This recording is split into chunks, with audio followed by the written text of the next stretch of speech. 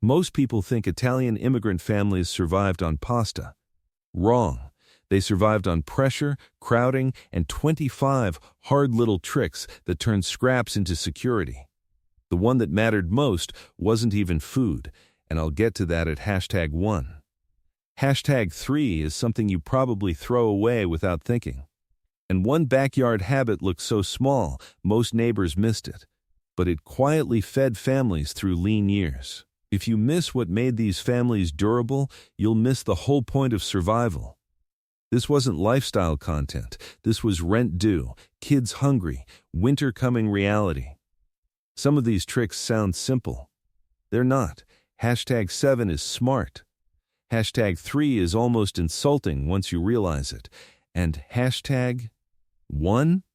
That's the part modern people forgot first. So let's count down from 25 to 1, not as nostalgia, but as field-tested, old-world survival logic. They cut rent by stacking people, not comfort. If a room could hold 4, it held 6. If family came over, they made space. Privacy was a luxury. Staying solvent came first. You can hate that truth, but it kept roofs overhead. They took in boarders. That extra cot in the corner wasn't random. It was cash flow. One more working man paying into the rent could keep a family from slipping under. That's not cozy. That's survival math. Old tenement records make it plain. Families used every square foot twice. They turned one room into 3 spaces. Daytime, it was a workroom. Evening, it was a kitchen. Night, it was a bedroom. You want a prepper lesson? Stop asking what a space is for. Ask what else it can do before dark. And now we get into the food rules. The ones that kept pride intact even when money was thin. They never threw bread away. Fresh bread was dinner. Day-old bread became soup thickener, fried slices, stuffing, breadcrumbs, or tomorrow's meal starter. Stale wasn't garbage. Stale was stage 2. They cooked one pot to echo across days. A Sunday sauce wasn't just Sunday sauce. Night 1, it dressed pasta. Next day, it stretched over bread. Day 3, the leftover meat and drippings got folded into another meal. Same pot, different face. And remember, the biggest trick on this list still hasn't shown up yet. Because these families knew food alone doesn't save you. They saved the flavor most people scrape into the trash. Cheese rinds. A hard heel of pecorino or parmesan could turn a weak bean pot into a meal with backbone. Not fancy, not Instagram, just deep flavor from something you already paid for. They leaned on beans before beef. Beans were cheap, filling, storable, and honest. Meat showed up like a seasoning, not a centerpiece.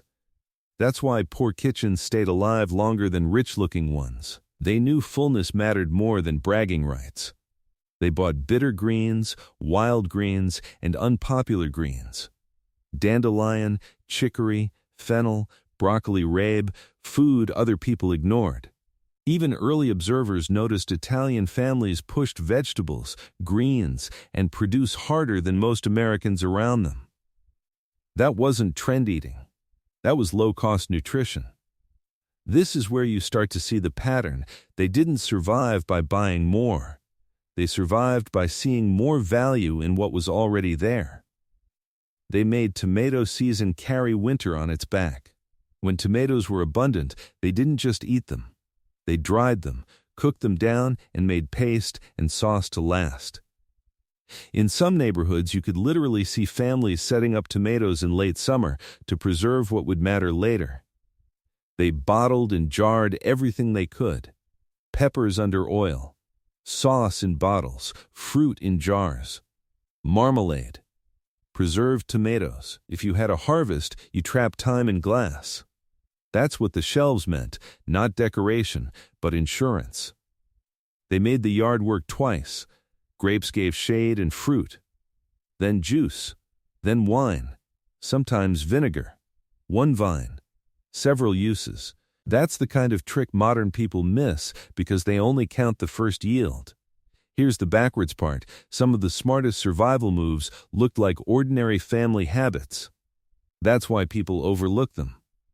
They saved seeds like cash, sometimes literally bringing seeds from Italy in pockets, trunks, and suitcases.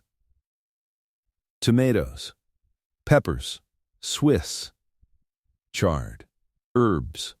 When you can regrow next year's food from this year's crop, you stop living one season at a time. They started plants indoors before the weather gave permission. Basement heat, boiler warmth, makeshift lights, early seed trays.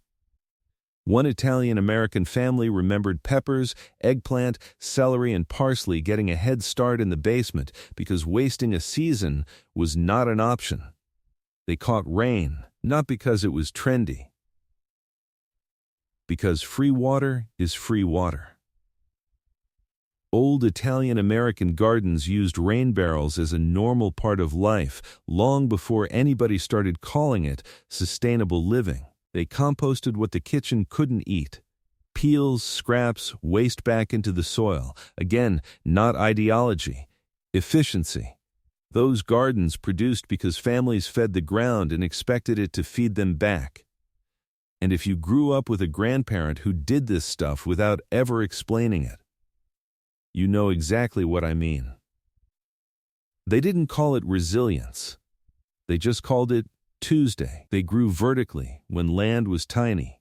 Pole beans, vines, trellis tomatoes, cuckoos running where it could. A small yard can feed more people than a big lazy lawn ever will. They treated a fig tree like an asset. Because it was. In cold states, families wrapped those trees in burlap, roof paper, canvas. Some even bent and buried young trees through winter just to bring them back in spring. Think about that level of commitment. You don't do that for decoration. You do it because fruit in lean times matters. That was the small backyard habit from the opening. They turned porches, basements, and cellars into food storage. Cold rooms, shelves, bottle racks, dark corners full of sauce, fruit, and jars. One family even dug out a cold storage room under the porch. That's not extra. That's planning. Stay with me, because the next few are the ones modern households fail hardest. They have the stuff, they just don't know how to stretch it. They saved every jar. Sauce jar, pickle jar, olive jar, washed, stacked, reused. In a tight home, good glass was equipment. Today people toss containers and then spend money buying storage solutions. They would have laughed at that. They repaired clothes instead of replacing identities. Hems got redone. Tiers got patched. Aprons got reused. Good fabric got one more year whether it felt glamorous or not. You wore the repair because being broke was worse than being seen patched. They stretched shoes down the family line. Older kid to younger kid. Work pair to yard pair. Best pair for church. Worst pair for mud. Nothing retired early. A leather sole got every mile squeezed out of it first. They pooled labor, tomato days, canning days, butchering days, garden days. One family alone was vulnerable. 5 families with the same rhythm became a system. That's the part a lot of lone wolf survival talk forgets. Old immigrant neighborhoods ran on cooperation without needing to romanticize it.